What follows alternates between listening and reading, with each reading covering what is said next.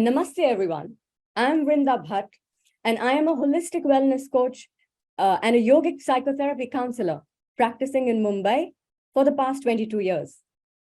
Though I started as a physical fitness coach in 1998, very soon I came to realize that to attain good health and fitness, just a healthy diet and exercise were not enough. There is a very powerful inner force called our own thoughts and emotions, which we collectively call our mind, which is equally responsible for our well-being, if not more. According to the yogic wisdom, this is because our body and our mind are not separate, they are one. Whatever we go through physically affects us mentally and emotionally, and whatever we go through mentally will have its physical repercussions. Our physical body is really an expression of how we are feeling deep within us. And this brings me to my topic today, which is master your own joy and create your own smile. But how do we create a smile unless we understand what a smile really is?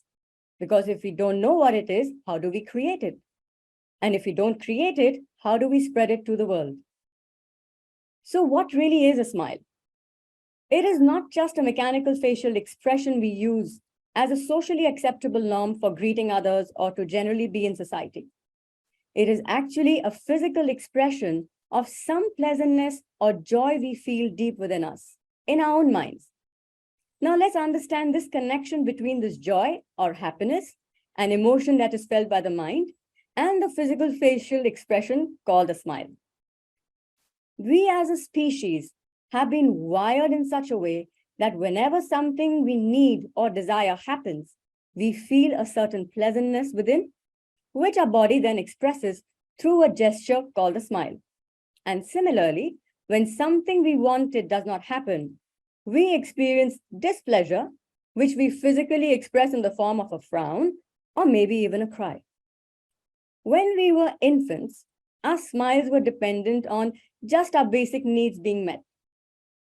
When our little bellies were full and our nappies dry, it was reason enough to smile or even chuckle and sleep peacefully. But as we started growing up, our needs moved on to becoming wants, and the fulfillment of these never-ending wants started becoming the creator of our joy and the manufacturer of our smile. These wants started out being very simple, like that colorful candy, new toys, and then moved on to a new set of clothes, top grades, lots of friends, and further moved on to having the perfect partner, right job, a swanky car, a sprawling house, and the list goes on and on and on. Today, we are living in a world which is consumed by this vicious, never-ending list of desires, which we ceaselessly chase for fulfillment, just so that we can smile for a few moments and then set about chasing our next dose of happiness. But for a few fleeting moments of joy, almost our entire journey of life is ridden with a never-ending chase, which brings along excessive stress and crippling anxiety. This does not mean that you should not set goals and aspire for things. Of course you can. All I'm saying is you don't need to attach your happiness to the fulfillment of these goals. When we continue to live the old way, this phenomenal brief happening called life becomes a bedlam of self-created misery, filled with a never-ending stress and coupling anxiety, which is making us mentally and physically sicker than ever. This is what needs to change. I gently urge each one of you to take a pause and really think about this. Now, if you're convinced that yes, we need to take charge of our own happiness and shine our own little smiles, then first we need to know how to manage our own minds, our thoughts, emotions, because unless we do that, we will always remain a helpless victim of external situations and our own mental biases. This, according to me, is a form of slavery from which we all need to free ourselves. So where do we start? Step 1, change the mindset. The default setting of our mind is to chase or pursue something, believing that it will make us worthy, give us meaning, make us happy. Once we have achieved our desire, of course, we do experience a happiness and we smile for a few moments. But then, just like that, the joy is gone. And we start again by fixing our mind on chasing something else so that we can feel the same joy all over again, and the cycle goes on. The wise ones have compared the mind to an untrained monkey, which keeps jumping from one desire to another, never satisfied. We will never be able to experience the real everlasting smile unless we learn to tame the monkey mind. Our mostly negative mental thought processes and their corresponding emotions always leave us feeling the lack, mostly frustration, and always wanting for more. And this is what takes our happiness away. So you see that no one is coming from outside and wiping our smiles away. We are doing it to ourselves.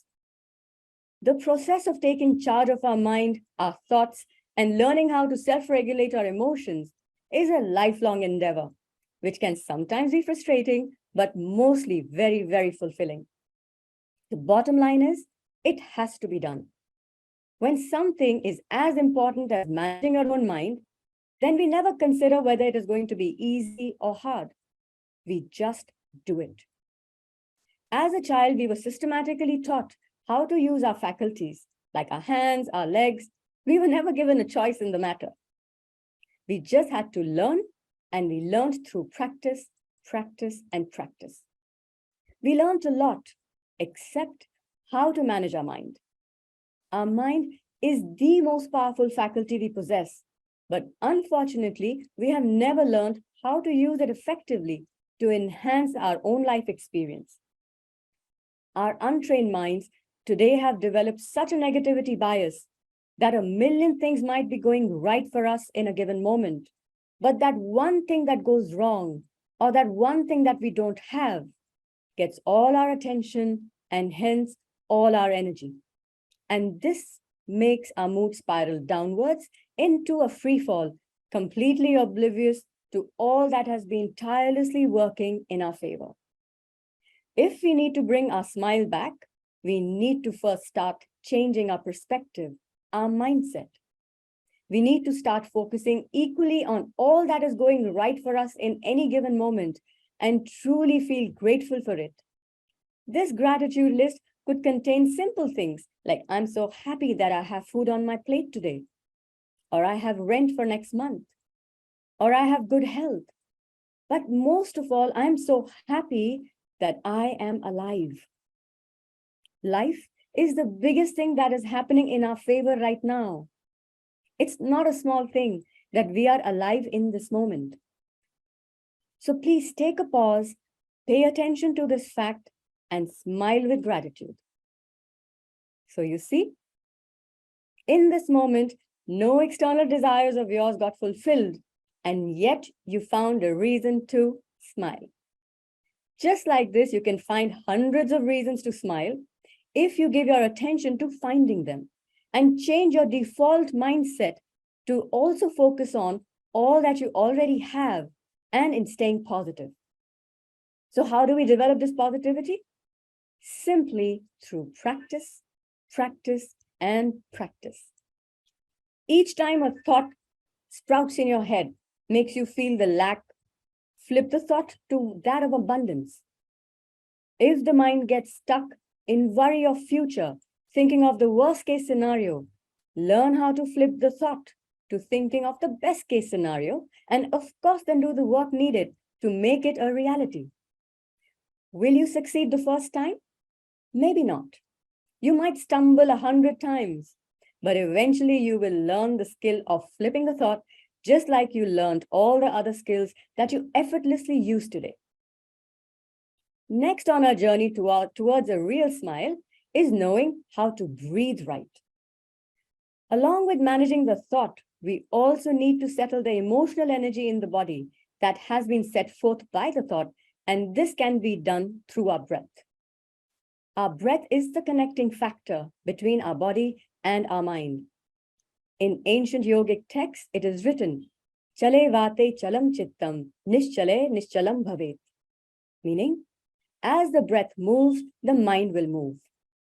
If we need to manage the mind, we will have to use the breath. The most powerful tool to relax our state of mind and feel a certain level of ease is breathing correctly. When breath is so critical that not just our mind, but our life depends on it, then of course we all need to know how to breathe right, which means to full lung capacity. A full breath requires the involvement of the main respiratory muscles called the diaphragm, which is just below the lungs, the intercostal, which is at the side, and the clavicular muscles, which are right here.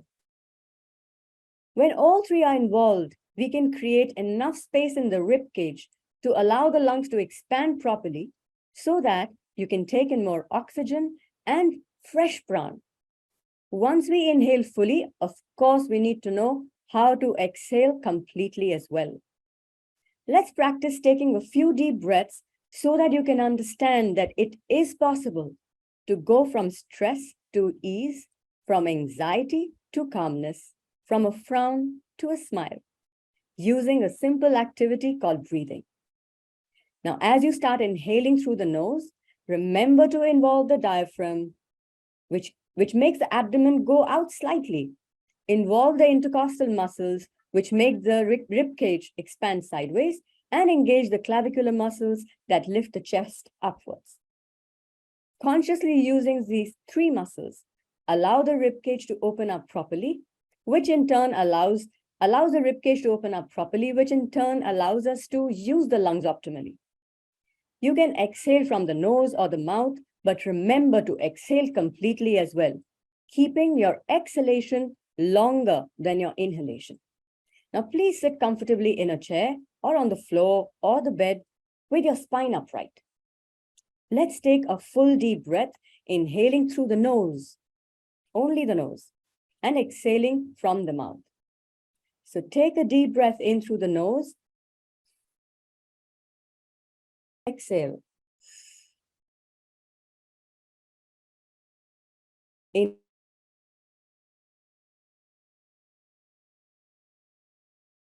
your worries. Inhale the peace and calm. And exhale your anxiety.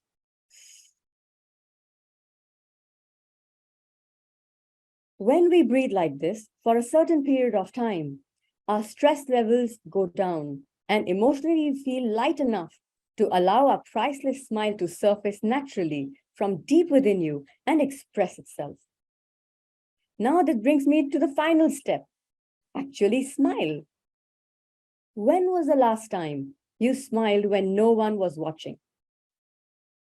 We all are used to just mechanically smiling when we are surrounded by people or when we are being clicked or when we are clicking our own selfies. But when was the last time you just smiled for no reason whatsoever? I already shared ways with you to create the gratitude mindset and generate the feeling of calmness using the breath. And that allows you to smile. Now let's see how we can use the smile itself to generate the feeling of calmness and the grateful mindset. Both are equally important.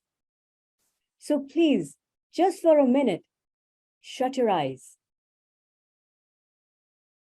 Now create a frown, just for a second, and see how you feel. Gently change the frown to a beautiful smile. And feel the difference. Stay with the smile. Feel the sensation that the smile is creating in your body. Our body remembers the pleasant feeling associated with this facial expression. We can use the facial expression to generate the same feeling. Now just let this energy of smile, this pleasant sensation, travel like a light wave down from your face, into the neck, into the shoulders, your arms, your hands. Spread the light of your smile to your chest, abdomen, pelvic area. Feel it traveling downwards to your hips, your thighs, your legs, your feet. Feel it wiping all your stress away.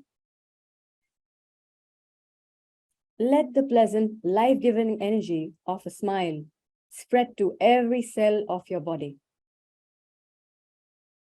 Tell yourself you are a radiant, joyful being of light.